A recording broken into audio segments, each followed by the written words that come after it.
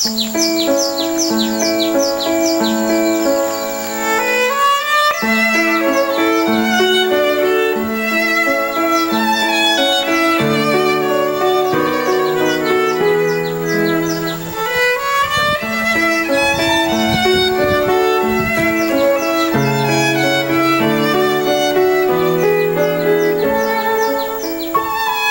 Chinese ang ama ni Leonard na napadpad sa Pilipinas noong dekada 40. Ang kabatang opisan ng siya ng bata, pakamait. Sika, wala siya kalang ibang alam, walang iba lang alam kundi nasa pag-alam lang. Ang unay-unay, nasa intermediate siya. Ayun, nahiri siya lang mga bato.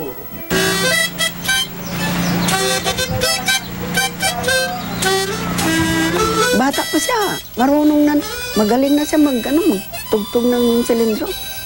Nung elementary pa siya, grade 1, grade 2, lagi na lang may kasi mahilig talaga sa music.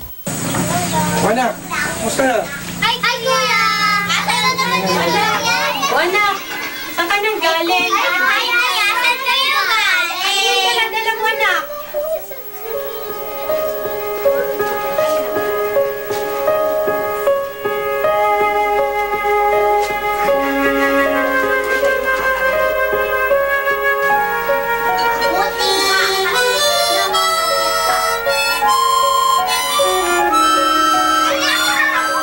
Panganay sa 6 na magkakapatid.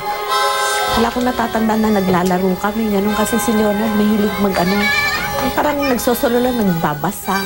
Lagi lang siyang aral ng aral, ganyan, hanggang sa nag-high school. Nung nag-high school siya, ganun pa rin.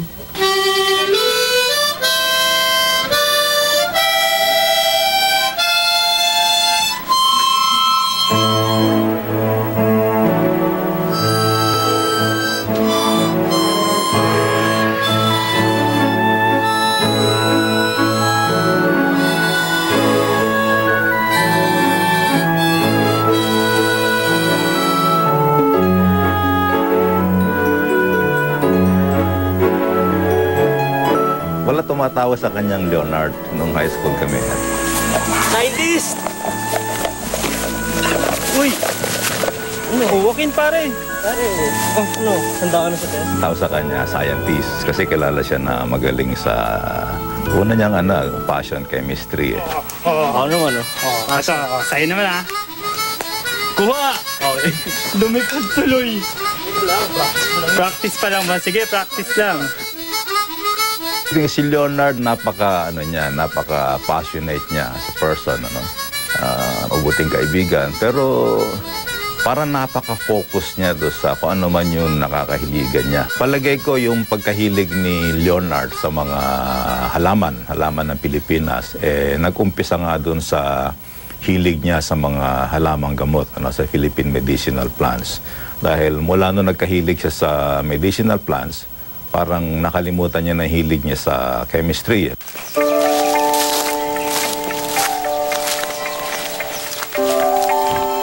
Meron din kaming barkada namin, meron kaming parang mountaineering group. So madalas kaming umakyat ng bundok.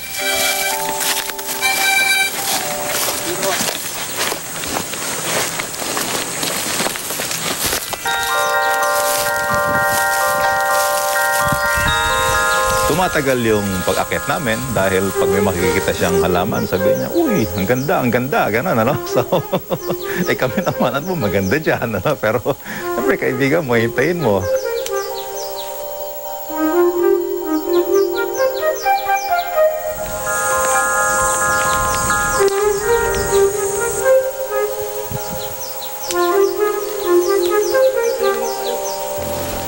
Uy, Leonard, ano ka ba? Tara na nga, late na tayo Tara! At madalas na umaakit kami para makakuha siya ng mga specimen ng mga halaman. Yun ang naging naging passion niya.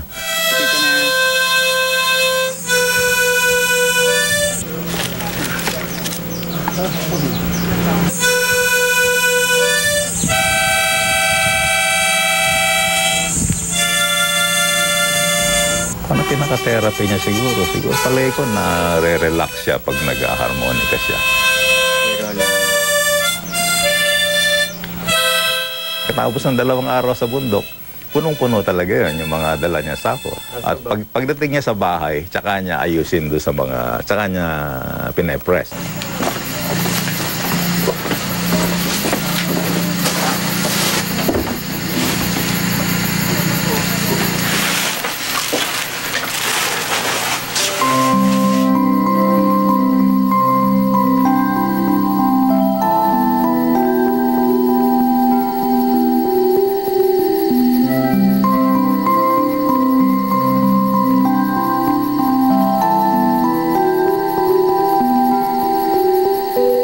Pero ang natatandaan ko na nakakatuwa nung nakatira ako sa kanila, tuwing tatanungin ko siya, sabi ko, Lord, anong ulam natin?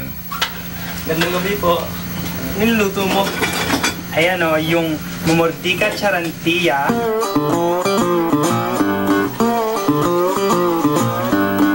With alyong sepa and alyong satibum. Isisigaw niya yung scientific name ng kung ano man yung ulam namin. At madalas na mga CE, di ba? O anong CE, anong CE. Yung pala, ang palaya lang yun, o sitaw lang yun. Pero ang isisigaw niya yung scientific name. Yun ang hindi ko makalimutan ng mga panahon na yun.